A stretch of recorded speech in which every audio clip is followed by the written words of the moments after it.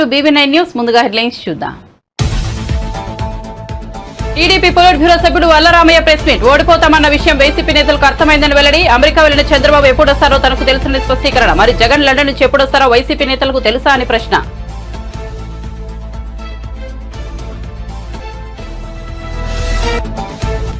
కాళేశ్వరం కుంభకోణం తర్వాత అతిపెద్ద స్కామ్ పౌర సరఫరాల శాఖలోనే జరిగిందని బండి సంజయ్. రాష్ట్ర ప్రభుత్వానికి చిత్తశుద్ధి ఉంటే ఆ శాఖలో జరిగిన అక్రమాలు అవినీతిపై సిట్టింగ్ జడ్జితో విచారణ జరిపించాలని డిమాండ్.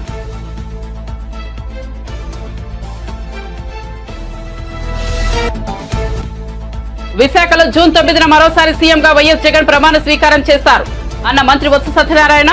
దేశంలో మరే రాష్ట్రంలో లేని విధంగా సీఎం జగన్ విద్యారంగంలో విప్లవాత్మకమైన మార్పులు తీసుకొచ్చారని వెల్లడి.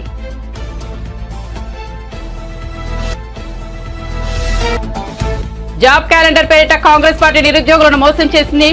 బీఆర్ఎస్ వర్కింగ్ ప్రెసిడెంట్ కేటీఆర్ నిప్పులు. కేసీఆర్ సాయంతో ఉద్యోగాలు రాలేదని అబద్ధపు ప్రచారం చేస్తున్నారని ఆగ్రహం.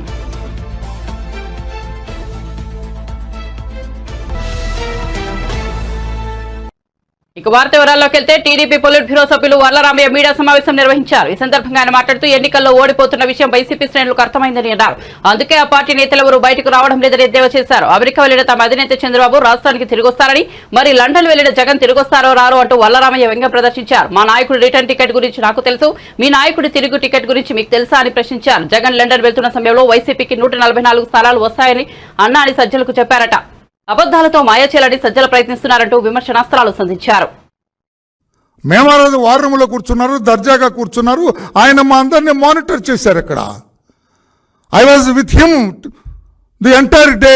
ఉదయం 7 గంటల నుంచి రాత్రి 7:30-8 గంటలకు ఆయన వెళ్ళిపోయేంత వరకు కూడా ఆయనతో ఉన్నాను. నేను ఏ బటన్ నొక్కటం నేను చూడలేదే. నేను చూడండి మీకెక్కడ కనపడిందే సాక్షి పర్సన్? ఆయనకు ఎదురుగా, ఆయన పక్కన, ఆయనతో ఉన్న వాళ్ళకి మాకు తెలియకుండా నీకు కనపడేటట్టుగా ఏ బటన్ నొక్కాడే? బుద్ధి లేని రాతలు, జ్ఞానం లేని రాతలు, సిగ్గు లేని రాతలు, అవగాహన లేని రాతలు రాస్తారా? ఆ రాతలు ప్రజలు నమ్ముతారా? నిరాశ నిస్పృహలతోటి ఇష్టం వచ్చినట్లుగా మాట్లాడుతున్నారు. వాళ్ళకి సగం మంది లీడర్స్ లేరండి. దేవగాన్ అండర్గ్రౌండ్ చెప్పమనండి. నేను ఒక్క పేరు పిలుస్తా, లేచి నిలబడమనండి. స్కూల్లో టీచర్ పిలిచినట్టు రోజమ్మ నిలబడంటే లేదామె, అంబటి అంటే లేడు ఆయన, కోమటి అంటే లేడు, సుబ్బయ్య అంటే లేడు, వెంకయ్య అంటే లేడు. అందరూ వాళ్ళకి అర్థమైపోయింది. తిరోగమన దిశలో ఉన్నాం మనం, ఓడిపోతున్నాం మనము. ప్రజలు మనల్ని తిరస్కరించారు. అయ్యా జగన్మోహన్ రెడ్డి, నీ దుర్మార్గపు పరిపాలనకి మా అందరినీ తిరస్కరించారని వాళ్ళందరూ అనుకుంటున్నారు, ది కంటెస్టెడ్ క్యాండిడేట్స్. అందుకే నిరాశ నిస్పృహలతోటి నోటికొచ్చినట్లుగా అభండాలు వేస్తున్నారు. లోకేష్ బాబుకి వచ్చింది అంటే, లోకేష్ బాబు రావటం ఊళ్ళో అందరికి వచ్చింది. సెల్ ఫోన్ ఉన్న ప్రతి ఒక్కడికి వచ్చింది. నీకు లేదా అది సెల్ ఫోన్?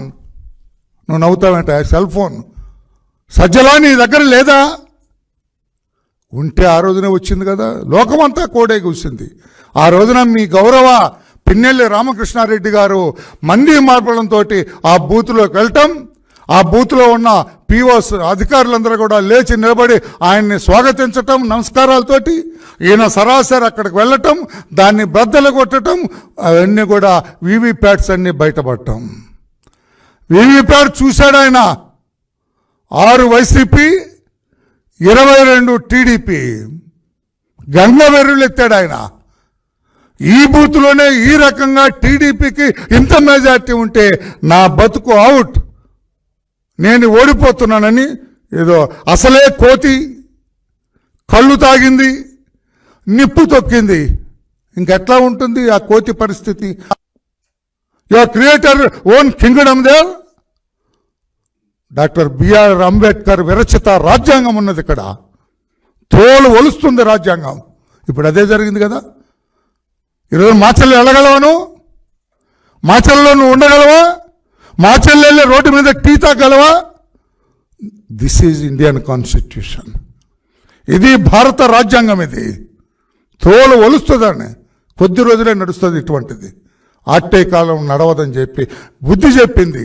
మిగతా వాళ్ళని తాడిపత్రి వాళ్ళకి కాళేశ్వరం కుంభకోణం తర్వాత అతిపెద్ద స్కామ్ పౌర సరఫరాల శాఖలోనే జరిగిందని బీజేపీ జాతీయ ప్రధాన కార్యదర్శి బండి సంజయ్ అన్నారు. రాష్ట్ర ప్రభుత్వానికి చిత్తశుద్ధి ఉంటే ఆ శాఖలో జరిగిన అక్రమాల అవినీతిపై సిట్టింగ్ జడ్జితో విచారణ జరపాలని డిమాండ్ చేశారు. నల్గొండ జిల్లా బీజేపీ కార్యాలయంలో నిర్వహించిన మీడియా సమావేశంలో మాట్లాడిన ఆయన రైస్ మిల్లర్ల నుంచి గతంలో నాయకులకు ముడుపులు ముట్టాయని ఆరోపించారు. ఈ ఆరోపణలకు అక్రమాలకు అడ్డగా ఇవాళ పౌర సరఫరాల శాఖ మారింది. కాళేశ్వరం తర్వాత అతి పెద్ద స్కామ్ జరిగిందంటే ఈ డిపార్ట్మెంట్లోనే. గతం నుంచి కూడా ఈ డిపార్ట్మెంట్లో అతి పెద్ద స్కామ్ జరిగింది. ఇలా ప్రొక్యూర్మెంట్ విషయంలో కూడా అసలు ఈ శాఖ నష్టాల్లో ఎందుకుందో ఇప్పటికి అర్థం కాదు. సివిల్ సప్లై చేయాల్సిన బాధ్యత ఏంది?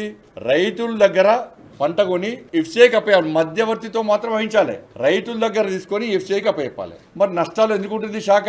దాదాపు నాకు తెలిసి 50,000 కోట్ల రూపాయలు అప్పులు ఉన్నది వాళ్ళ సివిల్ సప్లై శాఖ. 10,000-11,000 కోట్ల రూపాయలు నష్టాల్లో ఉంది. నష్టాలు ఎందుకు ఉంటుంది వాళ్ళ? నష్టాల్లో ఉండడానికి కారణం ఏంది? దేనికి నష్టమైంది? దేనివల్ల నష్టపోయింది? మీరు మధ్యవర్తితో వహిస్తే నష్టపోతుందా? ఇవాళ ఈ అప్పులకు మిత్తి ఎవరు కట్టాలి? ప్రజాధనమే. మళ్ళీ అరే మీరు అక్కడ తీసుకొని ఇక్కడ ఇవ్వడానికి మీరు నష్టాలు ఎందుకు వస్తుంది? ఇది పెద్ద స్కామ్. ఇది నేను చెప్తున్నా, కాళేశ్వరం స్కామ్ తర్వాత అతిపెద్ద స్కామ్ ఇదే. పేపర్లలో కథనాలు వస్తాయి, టీవీలలో స్టోరీస్ వస్తాయి.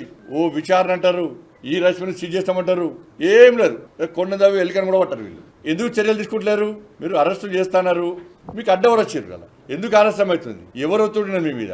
ఉత్తమ్ కుమార్ రెడ్డి గారి మీద నాకైతే నమ్మకం ఉంది. కత్తి తీస్తలేడు, కత్తికి బయట తీయాలి అన్నమా అన్న. కత్తి తీస్తే యుద్ధం స్టార్ట్ చేస్తే తొందర తీయ అన్న. కత్తి తీయే, కత్తి తీసి తింపుడు స్టార్ట్ అయ్యి, తింపుడు అంటే పట్టే దింపకి గట్టే దింపుడు స్టార్ట్ అయ్యి దీనిలో కుంభకోణాలు బయటకు వస్తాయి. మంచి పేరు వస్తుంది నీకు.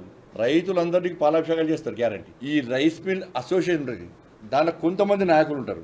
వాళ్ళ పనే ఇది. ఏ పార్టీ అధికారులకు వస్తే టక్కన పోయి 2 షాడోలు కప్తారు, 3 బోకేలు ఇస్తారు. సార్ పాత నాయకులకు ఇన్ని పైసలు ఇచ్చినా, ఇన్ని కోట్ల రూపాయలు ఇచ్చినా, ఇగో మీ వాటా ఇంత సార్, మీకు ఇంత సార్ అని చెప్పి మంచిగా కూల్ చేస్తారు. అసలు దాని మీద విచారణ జరపాలి.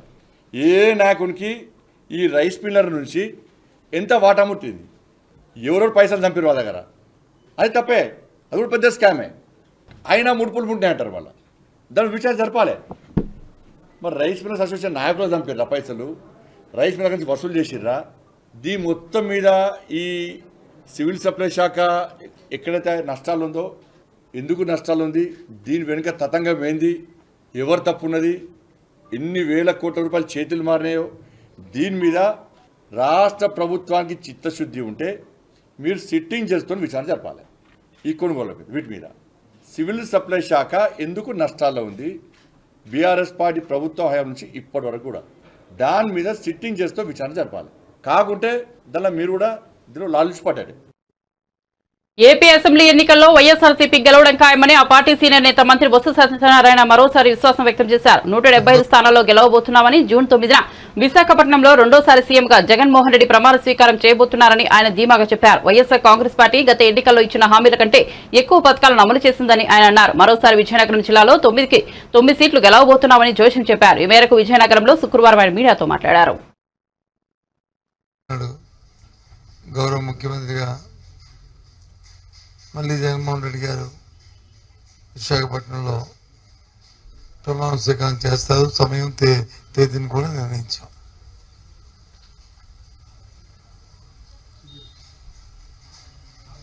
మీరు అడగచ్చు, ఏంటి సార్ అంతా నమ్మకమని. ఎస్, 5 సంవత్సరాలు ఏదైతే ప్రజలతో మమేకమై ప్రజా అవసరాలు ఏమున్నాయో వాటికి అనుగుణంగా వారి జీవన ప్రమాణాలు పెరిగే విధంగా చేసిన ప్రతి కార్యక్రమం, తీసుకున్న ప్రతి నిర్ణయం వారి తాలూకా ఆర్థిక పరిస్థితి మెరుగుపడమే కాకుండా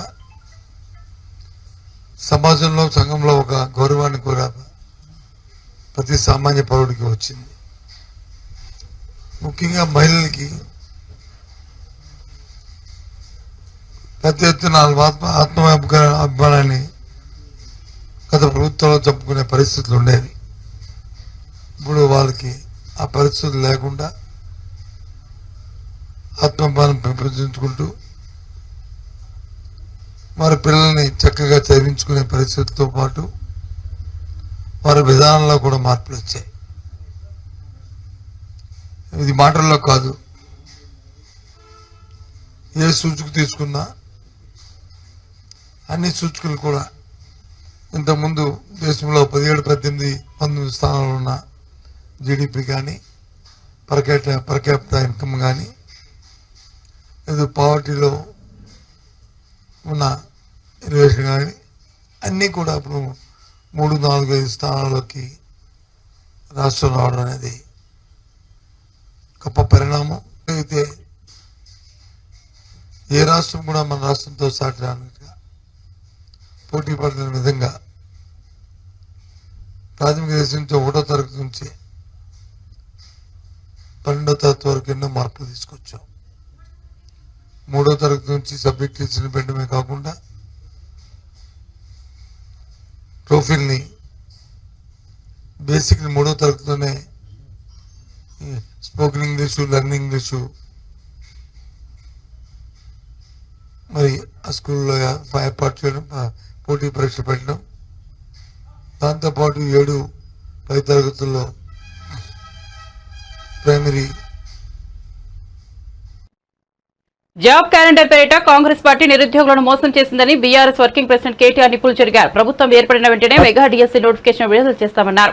ఏడాదికి 2 లక్షల ఉద్యోగాలు ఇస్తామన్నారు. ఇప్పటివరకు ఒక్క నోటిఫికేషన్ కూడా రాలేదని కేటీఆర్ తెలిపారు. తెలంగాణ భవన్లో కేటీఆర్ మీడియాతో మాట్లాడారు. కాంగ్రెస్ ప్రభుత్వం వచ్చాక అనేక మోసాలు జరుగుతున్నాయి. 2 లక్షల ఉద్యోగాలు ఏడాదిలో ఇస్తామన్నారు. ఒక్క నోటిఫికేషన్ కూడా రాలేదు. బీఆర్ఎస్ ప్రభుత్వం గ్రూప్ 1 కింద 500 పోస్టులకు 503 పోస్టులకు నోటిఫికేషన్ ఇస్తే దాన్ని రద్దు చేసి కొత్తగా 60 పోస్టులు కలిపి మళ్లీ నోటిఫికేషన్ ఇచ్చారు. దాన్ని కొత్త నోటిఫికేషన్ అంటున్నారు. 50,000 పోస్టులతో మెగా డిఎస్సీ వేస్తామని చెప్పారు. ఈ రేవంత్ రెడ్డి ప్రభుత్వం వచ్చినాక ఎన్ని మోసాలు, 1 కాదు 2 కాదు.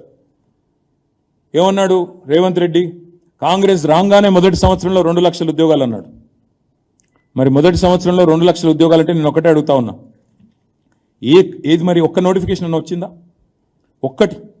గతంలో మేమిచ్చిన 2 నోటిఫికేషన్లు, ఒకటేమో మేము గ్రూప్ 1 నోటిఫికేషన్ ఇచ్చినాం.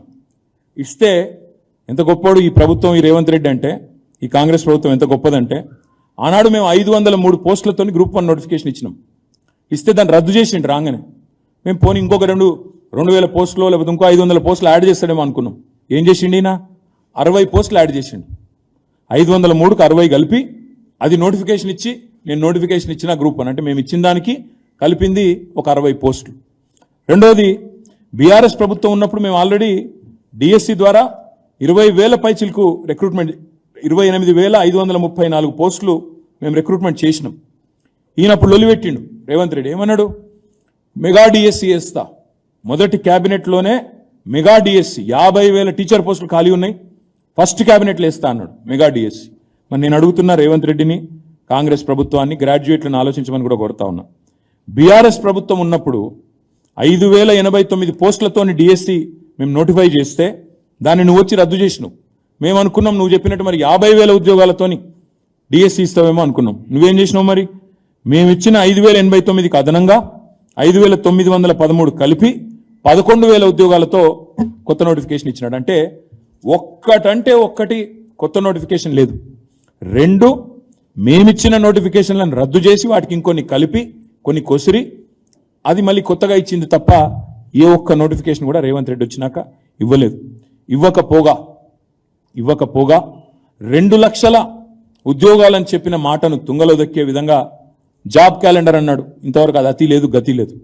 అదేవిధంగా ఇంకా దుర్మార్గం ఏంటంటే, ముఖ్యమంత్రి గారి సహచరుడు, ఆయన డిప్యూటీ చీఫ్ మినిస్టర్, మేము నిరుద్యోగులకి 4,000 రూపాయల నిరుద్యోగ భృతి అనే మాటనే ఇవ్వలేదు అని నిండు శాసనసభలో పచ్చి అబద్ధం. వాళ్ళ నాయకురాలు ప్రియాంక గాంధీ గారిని పిలిచేమో ఇక్కడ యూత్ డిక్లరేషన్లో నెలకు 4,000 అని చెప్పి మాట. కానీ వెంటనే ఉప ముఖ్యమంత్రి గారు శాసనసభలో మాట మార్చి మేము ఉద్యోగాలు ఇస్తామన్నాం కానీ నిరుద్యోగ భృతి ఇస్తామని ఎక్కడ చెప్పాం అని చెప్పి మాట మార్చినారు. ఇవన్నీ కూడా తెలంగాణ యువత, తెలంగాణ నిరుద్యోగులు, తెలంగాణ గ్రాడ్యుయేట్లు అందరూ గమనించాలని చెప్పి నేను విజ్ఞప్తి చేస్తా ఉన్నా. ఇవాళ ఈ ముఖ్యమంత్రి గారు సరే ప్రభుత్వ ఉద్యోగాలు ఎట్లాగూ ఇస్తలేడు, జాబ్ క్యాలెండర్ ఎట్లాగూ లేదు, మీకు అర్థమైపోయింది మోసం. ప్రవేశ పరీక్షలకు, ఎంట్రన్స్ టెస్ట్లకు రూపాయి కూడా ఫీజు తీసుకొని అన్నాడు. మరి కేసీఆర్ గారు ఉన్నప్పుడు టీచర్ ఎలిజిబిలిటీ టెస్ట్ ఫీజు 400 రూపాయలు ఉండేది. రేవంత్ రెడ్డి గారు చెప్పినారు నేను 1 రూపాయి కూడా తీసుకోను, 0 ఫీజు అన్నాడు. కానీ ఆయన వచ్చినాక టెట్ ఫీజుని 400 ఉన్నదాన్ని 2,000 చేసినాడు. ఇది వాస్తవం. అంటే చెప్పేది ఒకటి, చేసేది ఒకటి. ఈ రేవంత్ రెడ్డి ప్రభుత్వం వచ్చినాక ఎన్ని మోసాలు, ఒకటి కాదు రెండు కాదు. ఎన్నికల్లో డబ్బుల పంపిణీలో జగన్ కు పద్మశ్రీ, పద్మవిభూషణ్ అవార్డులు ఇవ్వొచ్చని కేంద్ర మాజీ మంత్రి చింతామోహన్ విమర్శించారు. కేంద్రంలో మోదీ వ్యతిరేకత ప్రభుత్వం రాబోతోందని జోస్యం చెప్పారు. నెల్లూరులో ఏర్పాటు చేసిన మీడియా సమావేశంలో ఆయన మాట్లాడారు. ఏపీలో జగన్ పాలనలో ప్రజలు విసిగిపోయారని, పోస్టల్ బ్యాలెట్ ఓటింగ్ చూస్తేనే తెలిసిపోతోందని అన్నారు. ఎన్నికల్లో జగన్ 4 నుంచి 5,000 కోట్ల రూపాయలు ఖర్చు పెట్టారని ఆరోపించారు. మోడీ వ్యతిరేక ప్రభుత్వం రాబోతా ఉంది. కారణం మోడీ ఎన్ని చెప్పినా కూడా మోడీకి వ్యతిరేక పవనాలు వీస్తున్నాయి భారతదేశం మొత్తం మీద. ఓకే, ట్రిక్ చేసి మళ్ళీ ఇంకొక 5 సంవత్సరాలు కావాలని ఆయన కోరుకుంటున్నాడు. ఎట్టి పరిస్థితుల్లో కూడా మోడీ రానివ్వం కాంగ్రెస్ ప్రభుత్వాన్ని మరి ఇతర పార్టీలతో కలిపి ఖచ్చితంగా ప్రభుత్వాన్ని ఏర్పాటు చేస్తామని మీకు తెలియజేస్తున్నారు. ఇందులో కూడా మార్పు కోరుకుంటున్నారు ప్రజలు. మరి గత 5 ఏళ్లలో బాగా విసిగిపోయారు, బాగా నలిగిపోయారు. ఎలా ఈ పోస్టల్ బ్యాలెట్ ఇండికేషన్, పోస్టల్ బ్యాలెట్లో ప్రభుత్వ ఉద్యోగస్తులు పోయి వేస్తే 99% వ్యతిరేకంగా పడ్డాయి, జగన్కు వ్యతిరేకంగా పడ్డాయి. ఏంటిది? ఇది ప్రజానాడి, ప్రజా సంకేతం. మరి రేపు రాబోయేటువంటి ఎన్నికల్లో ఆయన దాదాపుగా 4 నుంచి 5,000 కోట్ల రూపాయలు ఖర్చు పెట్టాడు. మా ఫ్రెండ్ కుమారుడు జగన్మోహన్ రెడ్డి 4 నుంచి 5,000 కోట్ల రూపాయలు ఒక్క గూడూరు రిజర్వ్ స్థానంలో 45 కోట్ల రూపాయలు పంపించాడు. ఒక లాడ్జిలో పెట్టి, కొత్తగా కట్టినటువంటి SRM లాడ్జిలో పెట్టి పోలీసుల చేత పంపించాడు, పంపిణీ చేయించాడు. మరి ఒక కేంద్రం, మా నియోజకవర్గంలో ఒక కేంద్రంలో ఒక్క అసెంబ్లీలోనే ఒక ఆయన పార్టీ నుంచి, జగన్మోహన్ రెడ్డి పార్టీ నుంచి 80 కోట్లు ఖర్చు పెట్టారు. ఈ విధంగా శ్రీకాకుళం నుంచి కర్నూలు దాకా దాదాపు 4,000 నుంచి 5,000 కోట్ల రూపాయలు ఖర్చు పెట్టి ఓట్లు కొనుక్కునేది ఏందయ్యా? అదేమి ఇది ఏమన్నా చిల్లర వస్తువులా పోయేసి చిల్లర అంగడికి పోయి కొనుక్కున్నట్టు కొనుక్కున్నాడు ఓట్లు. ఈ తప్ప ఆయనకి ఏం ఓట్లు పడలేదు. పడ్డాయి కొన్ని, నేను కాదంటాం లేదు, డబ్బుతో పడ్డాయి. మరి ఇండియన్ నేషనల్ కాంగ్రెస్ 28-29 రాష్ట్రాలు కలిగినటువంటి పెద్ద దేశంలో 100 సంవత్సరాల చరిత్ర కలిగినటువంటి పార్టీ. మరి జగన్మోహన్ రెడ్డి ఆంధ్రప్రదేశ్ రాష్ట్రంలో ఖర్చు పెట్టిన దాంట్లో 5% ఖర్చు పెట్టలేకపోయింది. డబ్బుల్లో 5%. నేను చెప్తున్నాను. రైస్ మిల్లర్లు, బిల్డర్లతో రాష్ట్ర ప్రభుత్వం చీకటి ఒప్పందం కుదుర్చుకుందని తెలంగాణ బీజేపీ శాసనసభాపక్ష నేత ఏలేటి మహేశ్వర్ రెడ్డి ఆరోపించారు. జలసౌధలో జరిగిన డీల్ ఏమిటి? జలసౌధలో మంత్రి, కమిషనర్ సమక్షంలో రైస్ మిల్లర్లను, కాంట్రాక్టర్లను, బిల్డర్లను పిలిపించింది చేసిన చీకటి ఒప్పందం ఏమిటో చెప్పాలన్నారు. ధాన్యం కొనుగోలుకు రాష్ట్ర ప్రభుత్వం సమయం కోరితే ఎఫ్సీఐ అంగీకరించిందని, అయినప్పటికీ ప్రభుత్వం టెండర్కు తెరలేపిందని మండిపడ్డారు. వారితో ఏం చేసుకుంటున్నారో బయట పెట్టాలని అడుగుతా ఉన్నాం. ముఖ్యంగా మరి ఎంత వడ్డీ కడతా ఉన్నారు? ఎందుకు మీరు 22,000 కోట్ల రూపాయల బకాయిల్ని వారి దగ్గర వసూలు చేయలేని ఈ ప్రభుత్వం లోపాయికారి ఒప్పందం వారితో ఏం చేసుకుంటున్నారో బయట పెట్టాలని అడుగుతా ఉన్నాం. ముఖ్యంగా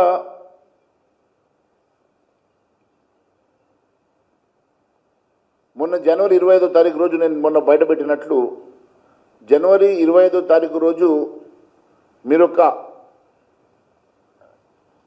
జీవో ఇష్యూ చేసి జీవో ప్రకారం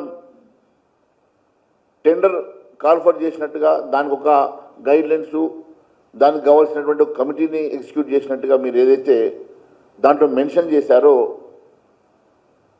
అదే రోజు జీవో తీసుకొని, అదే రోజు గైడ్లైన్స్ తీసుకొని, గైడ్లైన్స్ ప్రిపేర్ చేసినట్టుగా, అదే రోజు టెండర్ ప్రాసెస్ చేసినట్టుగా, అదే రోజు టెండర్ నోటీసెస్ని ప్రిపేర్ చేసి టెండర్ని కూడా ఫ్లోట్ చేసి ఒకే రోజు మీరు అంత హడావిడిగా చేయడం వెనుక ఉన్నటువంటి మతలబేంది? దాని తర్వాత మీరు కేంద్రానికి లెటర్ రాసి ఎఫ్సిఐని ఎక్స్టెన్షన్ టైం అడిగి జనవరి 15th వరకు వారు ఎఫ్సిఐ సమయాన్ని కోరితే మే 15 వరకు ఎఫ్సిఐ సమయం ఇచ్చింది. మీరు 23వ తారీఖు రోజు లెటర్ రాస్తే ఫస్ట్ రోజు వాళ్ళు లెటర్ రాసి రిప్లై ఇచ్చి మీకు 15వ తారీఖు వరకు ఈ సిఎంఆర్ రైస్ని మేము కొంటామని చెప్పేసి వారు సమయం ఇచ్చినటువంటి సమయం ప్రకారం వారికి ఆ లాటుని ఇవ్వకుండా మీరు టెండర్ ఎందుకు పెట్టిరు, టెండర్ ప్రకారం అవి ఎందుకు మీరు మరి బయట వారికి టెండర్లో ఈ బియ్యాన్ని ఈ వడ్లను అమ్మాల్సినటువంటి పరిస్థితి ఎందుకు వచ్చిందో దీనికి కారణం కూడా మేము చెప్పాల్సిన అవసరం ఉందని తెలియజేస్తాము. అటువంటప్పుడు మరి లేకెందుకు రాశారు, అది కేంద్రం మీద నెపం పెడదామని చెప్పి ప్రయత్నం చేశారు. అధికారంలోకి వచ్చిన తర్వాత కాంగ్రెస్ మాటలు తప్ప హామీలు అమలు లేదని బీజేపీ నేత ఈటెల రాజేందర్ అన్నారు. కాంగ్రెస్ పార్టీ ఇచ్చిన హామీలన్నింటిని అమలు చేస్తే రాజకీయ సన్యాసం చేస్తానని సవాల్ విసిరారు. వరంగల్, ఖమ్మం, నల్గొండ పట్టభద్రుల ఎమ్మెల్సీ ఎన్నికల ప్రచారంలో భాగంగా కొత్తగూడెం క్లబ్ లో నిర్వహించిన ఆత్మీయ సమ్మేళనంలో ఈటెల రాజేందర్ పాల్గొన్నారు. ఇప్పటికే కాంగ్రెస్ పార్టీ 1500 రూపాయల చొప్పున పంచింది, బీఆర్ఎస్ పార్టీ కూడా డబ్బులు పంచింది అని వస్తుంది వార్తలు. మరి వాళ్ళ డబ్బుల ముందు మన మాటలు పనిచేస్తాయని చెప్పి వాళ్ళు అంటున్నారు. కానీ రంగా కిరణ్ గారికి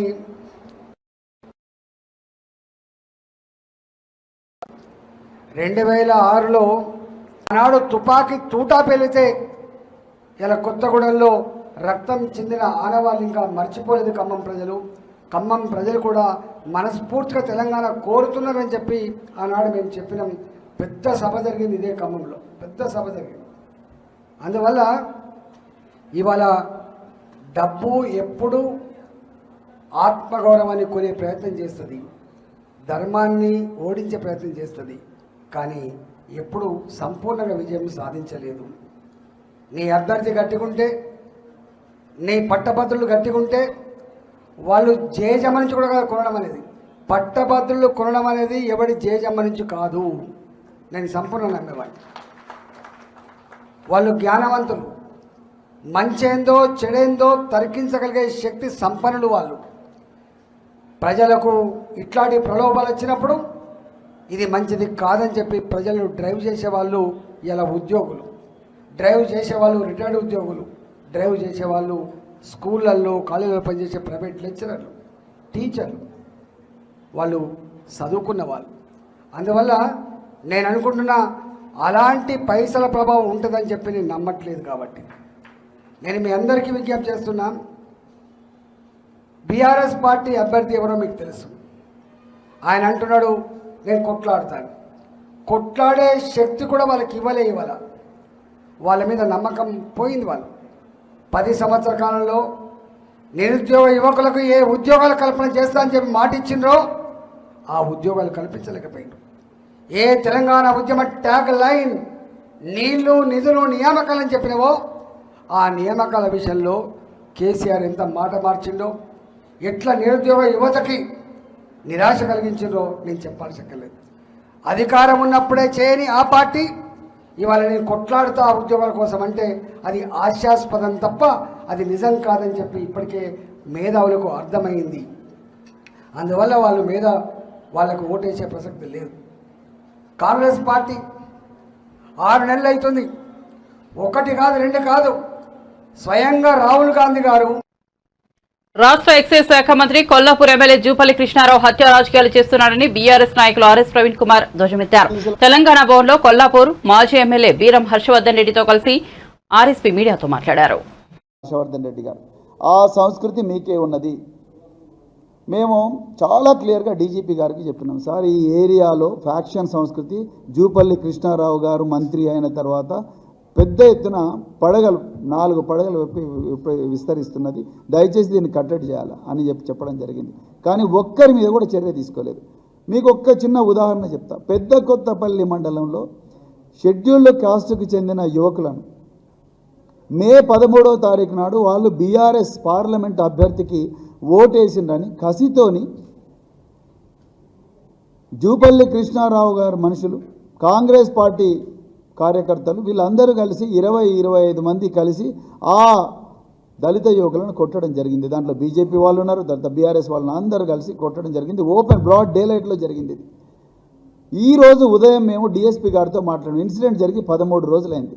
ఈరోజు ఉదయం డిఎస్పీ గారితో మాట్లాడితే ఇంతవరకు నిందితుల అరెస్ట్ జరగలేదు.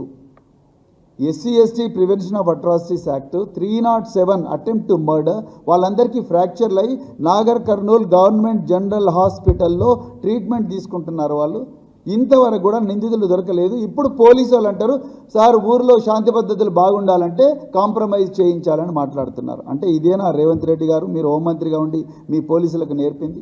జూపల్లి కృష్ణారావు గారు మీరు ఎక్సైజ్ శాఖ మంత్రిగా ఉండి మీరు ఇదేనా మరి జిల్లా ఇన్ఛార్జ్ మంత్రిగా ఉండి మీరు ఇదేనా మీ దగ్గర పనిచేస్తున్న పోలీసులకు మీ కార్యకర్తలకు అక్కడున్న వాళ్ళందరికీ కూడా అధికారులకు చెప్తున్నది? ఇంతవరకు కూడా అక్యూజ్ అరెస్ట్ కాలేదు.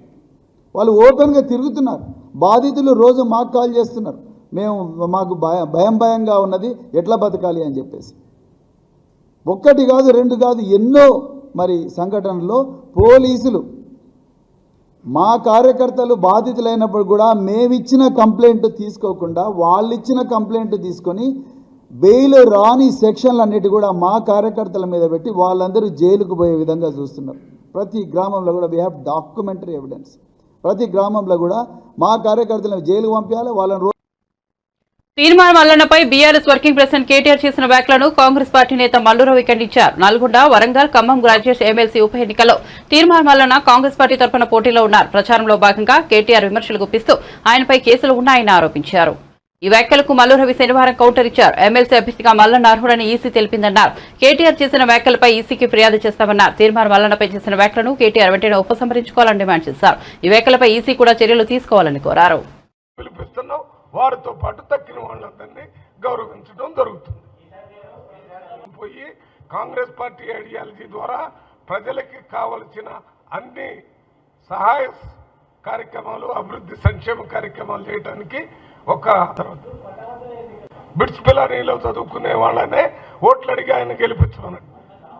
ఇప్పుడు ఎవరు పట్టభద్రులు అంటే BA, BCom, BSc, BE, MBBS డాక్టర్ని వీళ్ళందరం కలిసి ఒక పట్టభద్రుల ఇద్దరికి ఏం మాట్లాడతారు? నువ్వు బిట్స్ పిల్లానిలో చదివినోడే పట్టభద్రుడు, ఆయన ఒక్కడే అర్హుడైతే ఆ కాలేజీ వాళ్ళే ఓట్లు వేయాలి.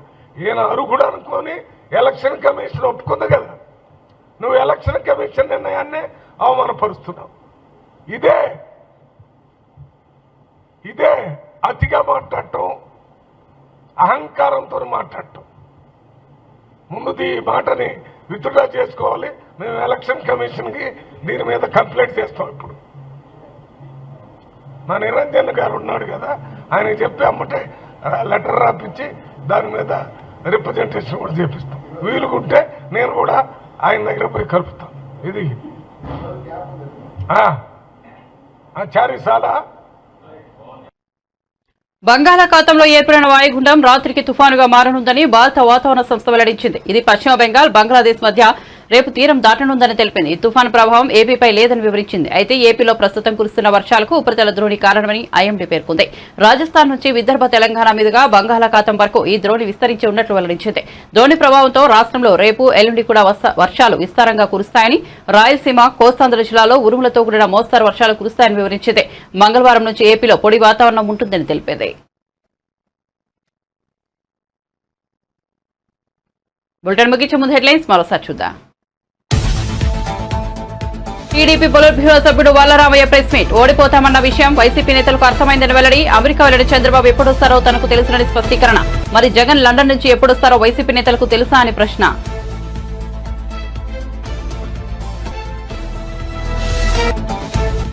కాళేశ్వరం కుంభకోణం తర్వాత అతిపెద్ద స్కామ్ పౌర సరఫరాల శాఖలోనే జరిగిందన్న బండి సంజయ్.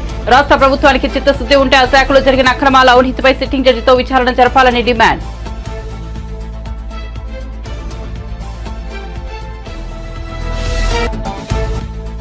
విశాఖలో జూన్ 9న మరోసారి సీఎంగా వైఎస్ జగన్ ప్రమాణ స్వీకారం చేస్తారన్న మంత్రి బొత్స సత్యనారాయణ. దేశంలో మరే ఇతర రాష్ట్రంలో లేని విధంగా సీఎం వైఎస్ జగన్ విద్యారంగంలో విప్లవాత్మకమైన మార్పులు తీసుకొచ్చారని వెల్లడి.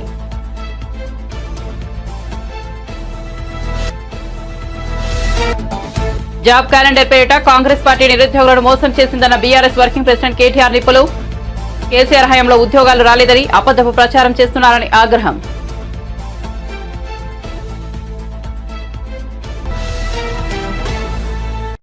మరిన్ని అప్డేట్స్ కోసం చూస్తూనే ఉండండి BV9 న్యూస్.